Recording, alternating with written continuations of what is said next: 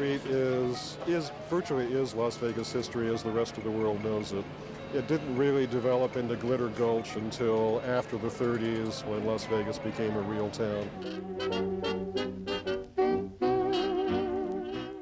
In the early days, Fremont Street could have been almost any city in the country. There were homes nearby and a train depot. But by 1905, things were starting to change. Fremont Street was supposed to be dry. Saloon Row was a block to the north on 1st Street. Frank Wright of the Nevada State Museum says operators soon found a loophole. In the town side, the sale of liquor was supposedly illegal unless you operated a hotel.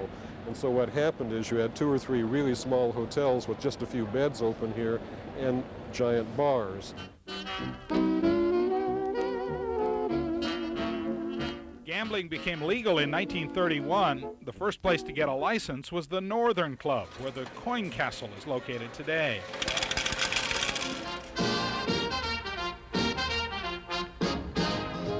City fathers dreamed up the Eldorado Parade to boost tourism after Hoover Dam construction was over.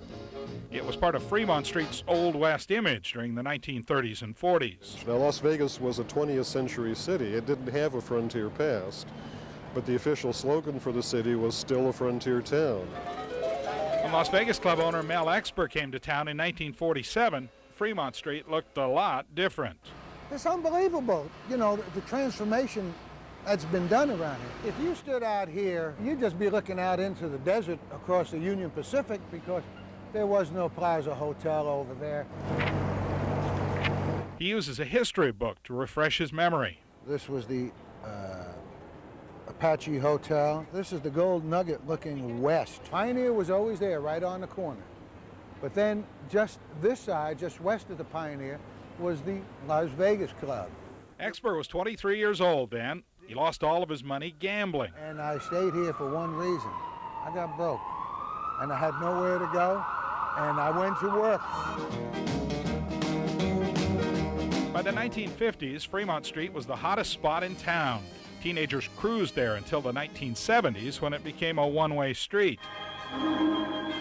Some kind of sound, huh? Today, new sounds fill the air, but the glitter is still apparent. We have not done anything to interfere with any of the signs. All the lights, the marquees, the lights on the street are all the same. It's a new era for Las Vegas's oldest street. But some things will always remain the same. There's more history here on Fremont Street than you'll find in Mesquite, Laughlin, the Strip, the neighborhood places all put together. It all happened down here. It all started down here.